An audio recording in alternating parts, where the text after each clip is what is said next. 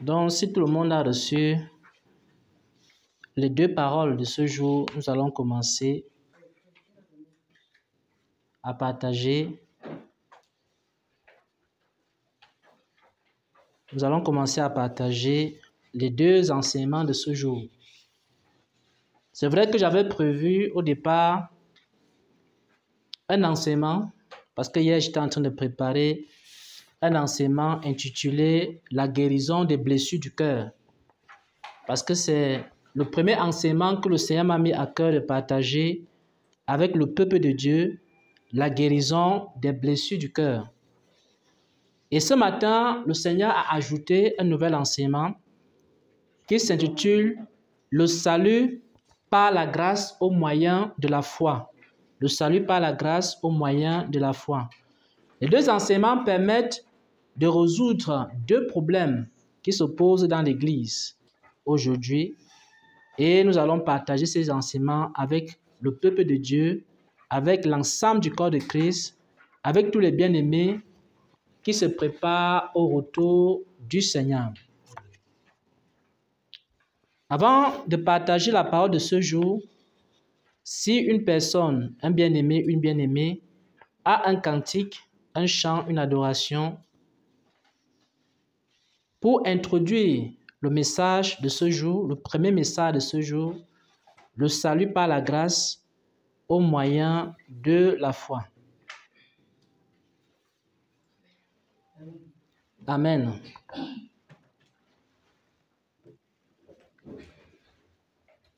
Plus précieuse que l'or, plus précieuse que l'or, la parole de Dieu dans le cœur de l'homme est plus précieuse que l'or. Alléluia. Plus précieuse que l'or. Alléluia.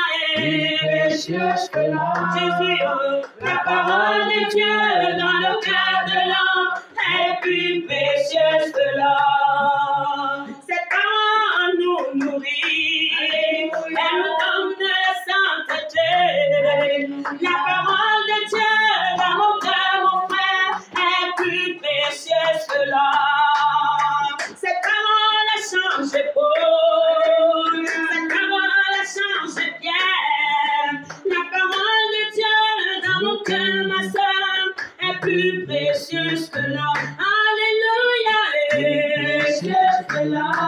Alléluia, est précieuse que l'or. La parole de Dieu dans le cœur de l'homme est plus précieuse que l'or. Alléluia, précieuse que l'or. Chantons Jésus, plus précieuse que l'or. La parole de Dieu dans le cœur de l'homme est plus précieuse que l'or. Elle éclaire nos vies, elle guide nos pas de chaque jour. La parole de Dieu dans mon cœur, mon frère, est plus précieuse que l'or. Elle fait tomber les écailles de mes yeux, elle éclaire mon âme. Cette parole dans mon cœur, oh mon bien-aimé, est plus précieuse que l'or.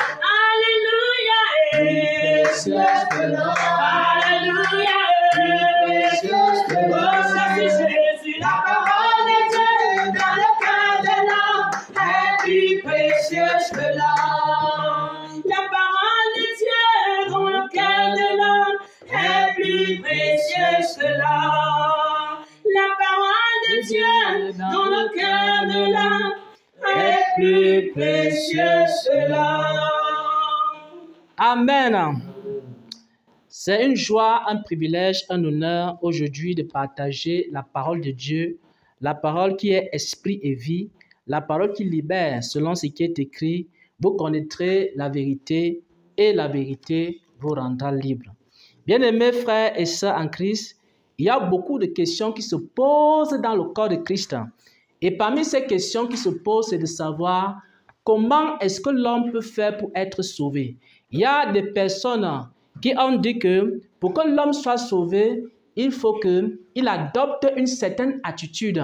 Il y a d'autres personnes qui ont dit que pour que l'homme soit sauvé, il adopte une autre attitude, qu'il porte un certain type de vêtements. Il y a plusieurs personnes aujourd'hui qui se posent la question en ce qui concerne le salut de l'humanité. Et chaque église, et chaque assemblée, et chaque dénomination chrétienne, et chaque mouvement chrétien a son message par rapport au salut de l'humanité. Et nous allons rentrer aujourd'hui dans les fondements de la foi chrétienne pour voir comment est-ce que l'homme est sauvé. On va répondre à cette question en ce jour. Pourquoi? Parce qu'il y a beaucoup de débats dans l'Église. Il y a certaines personnes qui estiment que l'homme est sauvé parce qu'il a adopté certaines attitudes. L'homme est sauvé parce qu'il porte certains types de vêtements ou alors un certain type de couleur de vêtements. Il y a d'autres qui pensent que l'homme est sauvé simplement parce qu'il a posé certaines actions.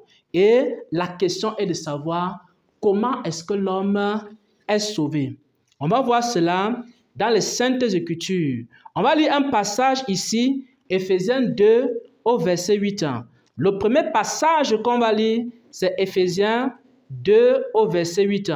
Pour voir comment est-ce que l'homme peut être sauvé, comment est-ce que l'homme peut faire pour entrer au ciel. Éphésiens 2 verset 8, si quelqu'un est à la page. Éphésiens 2 verset 8. Il est question de savoir comment on peut être sauvé, quel est le moyen par lequel Dieu sauve l'homme. Parce qu'aujourd'hui, chacun dans chaque église a déterminé son moyen, mais on va voir le moyen par lequel on est sauvé à travers les Saintes Écritures. Éphésiens 2 verset 8. Je lis pour nous la parole du Seigneur. Amen. Car c'est par la grâce que vous êtes sauvés par le moyen de la foi. Et cela ne vient pas de vous. C'est le don de Dieu. Amen. Amen. Donc, les premiers apôtres, les premiers chrétiens avaient reçu un enseignement en ce qui concerne le salut. Et dans cet enseignement-là, il disait que l'homme est sauvé non pas par les œuvres, mais l'homme est sauvé par la grâce, au moyen de la foi. Et on dit ici que cela ne vient pas de l'homme, mais c'est le don de Dieu. Donc, si quelqu'un veut comprendre le salut, il doit savoir que le salut, c'est par la grâce de Dieu. Le salut vient d'abord de Dieu. Donc, c'est Dieu qui décide que telle personne sera sauvée.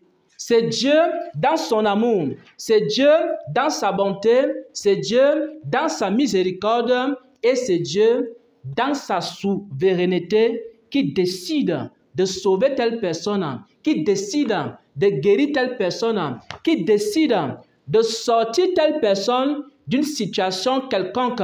Donc, si tu veux être sauvé de la situation dans laquelle tu te trouves, tu dois savoir que le salut, ce n'est pas par tes efforts pour sortir de ta situation. Le salut, ce n'est pas par tes efforts pour sortir du péché. Le salut, ce n'est pas par tes efforts et tes moyens et tes techniques et toutes les stratégies que tu as développées pour t'en sortir. Le salut, c'est d'abord quelque chose qui se passe par la grâce de Dieu. Donc, chacun de nous, s'il veut être sauvé, il a besoin de quelque chose. La première chose que le chrétien doit savoir en ce qui concerne le salut, c'est que le salut de l'homme, le salut de l'humanité, c'est par la grâce de Dieu. C'est par grâce que nous sommes sauvés. C'est par grâce que le frère Xavier a été sauvé. Ça ne vient pas de lui. Ça ne vient pas de ses capacités. Ça ne vient pas parce qu'il est trop fort. Ça ne vient pas parce qu'il est trop intelligent. Ça ne vient pas parce qu'il est trop sage. Mais c'est un don de Dieu. Dieu, dans sa souveraineté, a décidé au ciel de sauver le frère Xavier, si par exemple la sœur divine a été sauvée, ce n'est pas à cause de ses bonnes œuvres, ce n'est pas à cause de sa justice, ce n'est pas parce qu'elle était trop forte, ce n'est pas parce qu'elle était intelligente, c'est parce que Dieu, dans sa bonté, Dieu, dans sa souveraineté, Dieu, dans son amour, a décidé de sauver la sœur divine. Ça ne vient pas d'elle, ça ne vient pas de ses capacités, mais c'est un don de Dieu, c'est la grâce de Dieu. Nous sommes sauvés. Le frère Dolval, nous sommes sauvés. La sœur Esther, nous sommes sauvés. La sœur Rita, chacun de nous, que ce soit le frère Junior, est sauvé par la grâce de Dieu. Et la deuxième chose qu'il faut connaître en ce qui concerne le salut, la deuxième chose qu'il faut savoir, c'est que lorsque Dieu a déjà accordé la grâce à une personne, alors il va utiliser quelque chose qu'on appelle la foi. Parce que dans le salut, il y a trois choses principales. La première chose, en ce qui concerne le salut, c'est d'abord la grâce. La deuxième chose, en ce qui concerne le salut, c'est la foi. Et la troisième chose, c'est l'obéissance. On va voir cela tout à l'heure. Parce que dans le salut, il y a trois choses. Il y a deux choses qui dépendent de Dieu et une seule chose qui dépend de l'homme. Là, ce qui dépend de Dieu, c'est quoi? C'est la grâce.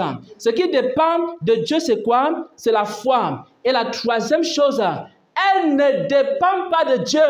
Elle dépend de l'homme. C'est pourquoi Jésus-Christ a versé son sang pour toute l'humanité. Il y a certains qui ont cru, il y a d'autres qui n'ont pas cru. C'est pourquoi le Seigneur Jésus-Christ a voulu sauver et guérir plusieurs personnes au moyen de la foi. Il y a certains qui ont cru, il y a d'autres qui n'ont pas cru. C'est pourquoi certains demeurent encore dans leur péché, certains demeurent encore dans leur maladie, certains demeurent encore dans les oppressions sataniques et dans les liens du diable. La première chose, en ce qui concerne le salut, c'est la grâce. La deuxième, c'est la foi. Alors, qu'est-ce que la foi? Pour définir la foi ici, on va essayer de prendre l'exemple d'Abraham. Parce que lorsque Dieu fait grâce à Abraham, qu'est-ce qui se passe? Dieu va parler à Abraham. Dieu a décidé de faire quoi? Abraham, le père d'une multitude. Et quand Dieu décide de faire d'Abraham le père d'une multitude, qu'est-ce que Dieu fait? Est-ce que Dieu reste tranquille dans le ciel? Dieu va quand même informer Abraham. Dieu va quand même dire à Abraham que j'ai décidé, dans ma souveraineté, de faire de toi le père des nations, le père d'une multitude. Parce que quand Dieu décide, il ne se tait pas, il commence à parler. Quand Dieu décide de te sauver, Dieu commence à parler. Quand Dieu décide de te guérir, Dieu commence à parler. Quand Dieu décide de te sanctifier, Dieu commence à faire quoi? Il commence à parler. Et quand Dieu parle, les gens commencent à recevoir. Les prophètes commencent à prophétiser. Quand Dieu parle, ceux qui ont les visions commencent à voir les visions. Quand Dieu parle, ceux qui ont les révélations commencent à voir des révélations. Dieu a décidé, par sa grâce, de te sauver. Et ensuite, Dieu communique cela à un serviteur, à une servante. Ou alors, il te communique toi-même cette chose-là, cette vérité qu'il a décidé de te sauver. À travers quoi? À travers la foi.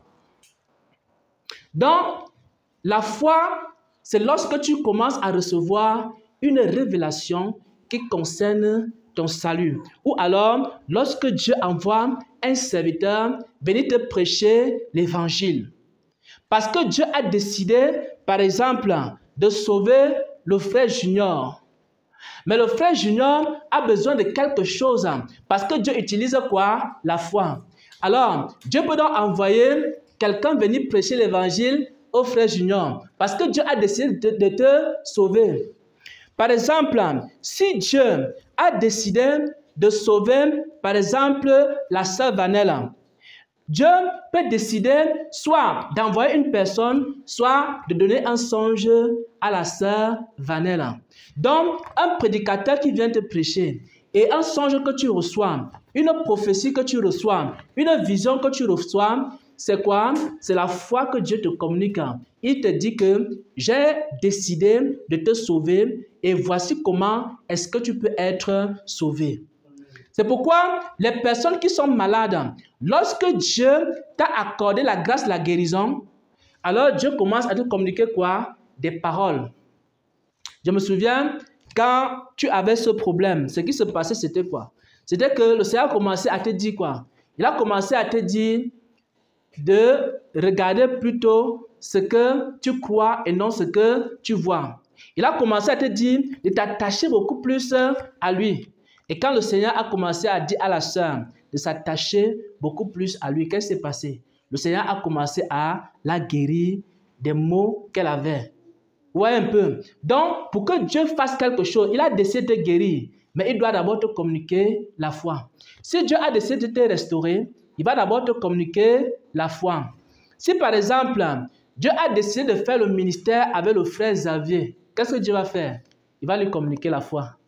Il va venir parler au frère Xavier. Il va dire au frère Xavier, tu es mon serviteur, je t'ai appelé pour prêcher l'évangile. Donc, Dieu ne reste pas avec sa connaissance au ciel. Quand il dit, je veux sauver le frère Xavier, je veux envoyer le frère Xavier, Dieu commence à parler au frère Xavier et lui communique un message. Elle lui communique une instruction. Elle lui communique des commandements. Et commence à lui dire, si tu veux sortir la maladie là, voici ce que tu veux faire. Si tu veux sortir du péché, voici ce que tu veux faire. Donc, lorsque Dieu te communique déjà des instructions, ça veut dire que Dieu a déjà décidé de te sauver. Bien aimé, il faut comprendre ce que je suis en train de dire. C'est très, très important. Si Dieu te donne déjà une instruction par rapport à ta situation, ça veut dire que la grâce est déjà là. Amen. Jésus. Puisque quand Dieu décide, il a décidé de te sortir de la situation, il utilise quoi? La foi. Il te communique quoi? Un songe, une vision, une révélation. Ou alors il envoie un prophète venir te parler. Nous allons prendre l'exemple de David. David avait commis un péché. Dieu a décidé de faire quoi? D'accorder la grâce à David. Et parce que Dieu avait décidé d'accorder la grâce à David, Dieu a envoyé le prophète Nathan vers David. Dieu aurait pu laisser David dans son état. Mais Dieu avait dit, David a péché, c'est vrai, mais je veux lui accorder la grâce. Et Dieu envoie donc maintenant le prophète Nathan pour aller rencontrer David. Donc, si quelqu'un vient avec une prophétie en te disant que Dieu lui a dit que dans ta situation, il faut faire ceci ou cela, ça veut dire que depuis, Dieu a déjà prévu comment tu dois sortir de ta situation. Tout ce que tu as besoin de faire, c'est seulement de croire à ce que Dieu a eu à dire. Et ta situation sera réglée sans aucun problème. Donc, il faut commencer à vous réjouir dès que une personne ou alors vous recevez une révélation concernant votre situation. Nous allons prendre également quelques exemples bibliques.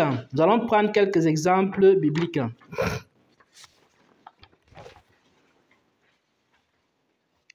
On a vu ici que Dieu, voulant sauver l'homme, lui communique la foi. Mais on va lire ici Matthieu 15, verset 9. Et ça, c'est très important. Matthieu 15, verset 9.